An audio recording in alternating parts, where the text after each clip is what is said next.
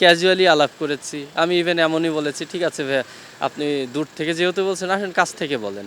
উনাদের কাছে যান, আপনি সামনে মাইক্রোফোন ধরলে উনারা কিন্তু প্রথমেই বলবে ক্রিকেটাররা সবচেয়ে বড় স্টেক হোল্ডার। আমরা আমাদের সম্মান নিয়ে আন্দোলন করেছি।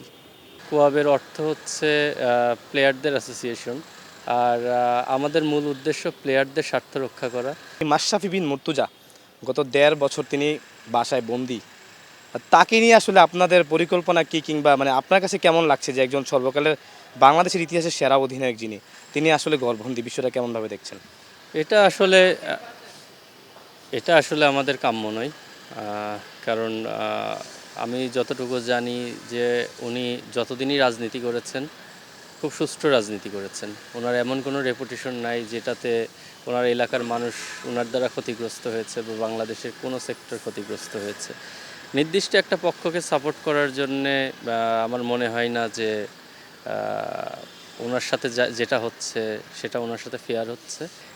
ক্যাজুয়ালি আলাপ করেছি। আমি ইভেন এমনই বলেছি, ঠিক আছে ভাইয়া, আপনি দূর থেকে যেহেতু বলছেন, আসেন কাছ থেকে বলেন। আপনার যেটা বলার সেটা কাছ থেকে, যে আপনার যেই জিনিস দূর থেকে বলতে পারবেন সেই জিনিস কাছ থেকেও তো বলা যায়। তো আমি এরকম জাস্ট ফ্রেন্ডলি একটা ইয়েতেই আমি ওনাদের সঙ্গে মজা করতে গিয়েছি। না দেখেন, আমি এখন পর্যন্ত তো আমি স্বাভাবিক চলাচলই করছি, সব জায়গায় যাওয়া আসা করছি। সামনাসামনি তো ভাইয়া কখনো কারো কাছ থেকে আমার কোনো কিছু শুনতে হয় না, এবং সামনে থেকে আরও অ্যাপ্রিসিয়েশন পেয়েছি। আমরা আমাদের সম্মান নিয়ে আন্দোলন করেছি।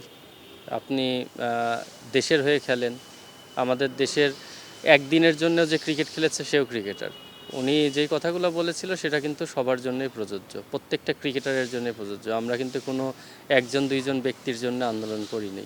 উনি যখন টোটাল ক্রিকেট জাতিকে অবমাননা করেছেন, অপমান করেছেন, তখন আমরা সেটা নিয়ে কথা তুলেছি, এবং আমাদের পুরা আন্দোলনটার পুরা টপিকসটা কিন্তু ক্রিকেট কেন্দ্রিক ছিল।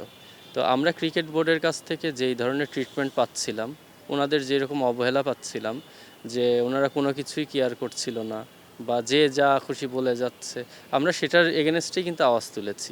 কারণ প্রত্যেকটা জায়গার একটা রুলস অ্যান্ড রেগুলেশন থাকা উচিত। আপনি যখন যা খুশি যার তার নামে যা তা বলে দিবেন, এটা একটা দায়িত্বশীল জায়গা থেকে আপনি কখনোই বলতে পারেন না। আমরা সেই বিষয়গুলো নিয়েই কথা তুলেছিলাম। তো এটা হয়তো বা অনেকের ভালো লাগেনি। আমার কাছে অনেকটা ডাউট হয় যে এটার মধ্যে আসলে সাধারণ মানুষ জড়িত কিনা। আমার কাছে মনে হয় না যে এই ক্ষেত্রে সাধারণ মানুষ জিনিসটাকে নেগেটিভলি দেখেছে। আমার মনে হয় যে নির্দিষ্ট একটা নির্দিষ্ট কিছু মানুষ যেটা ইন্টেনশনালি এই জিনিসটাকে প্রশ্নবিদ্ধ করার চেষ্টা করেছে। কোয়াবের অর্থ হচ্ছে প্লেয়ারদের অ্যাসোসিয়েশন। তো প্লেয়ারদের অ্যাসোসিয়েশন প্লেয়ারদের স্বার্থে কথা বলবে, এটাই খুব স্বাভাবিক। তো আমরা কথা হতো না যদি আমরা কোনো কাজ না করতাম। কাজ করতে গেলে কথা হবেই। আর আমাদের মূল উদ্দেশ্য প্লেয়ারদের স্বার্থ রক্ষা করা।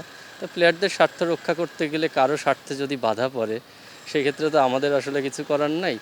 তো আমাদের কাজ আমাদের করতে হবে, এবং প্লেয়াররা যেখান থেকে বঞ্চিত হবে সেটা নিয়ে আমাদের কথা বলতেই হবে। আমাদের দেশে তো টার্গেট করা হয়, আপনার ইজি টার্গেট ধরা হয়, কাদেরকে ইজিভাবে টার্গেট করা যায় এবং তাদেরকেই টার্গেট করে।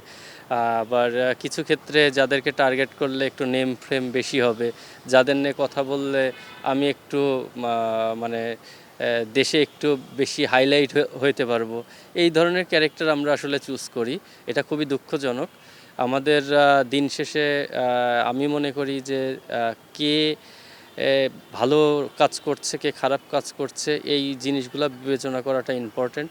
ওনার এই বিষয়গুলো কনসিডার করা উচিত, এবং ওনাকে স্বাভাবিক জীবনযাপনে আবার ফিরিয়ে আনার সুযোগ দেওয়া উচিত।